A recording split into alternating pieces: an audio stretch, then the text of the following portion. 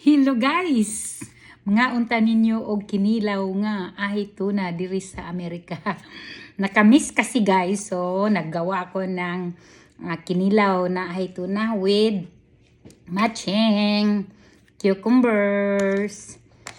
At saka hindi pwedeng maging kinilaw lang pag walang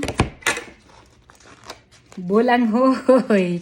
May bulanghoy din kami guys dito sa Amerika. Ayan guys. Kaya lang it's galing sa ibang bansa. So super very expensive. So ayan lang guys. So yan. So kainan na tayo guys kasi nagugutom na talaga ako. Masarap kaya kumain. Hinihintay ko talaga to. Makakain ng bulanghoy. Yan. Nga unta ninyong tanan.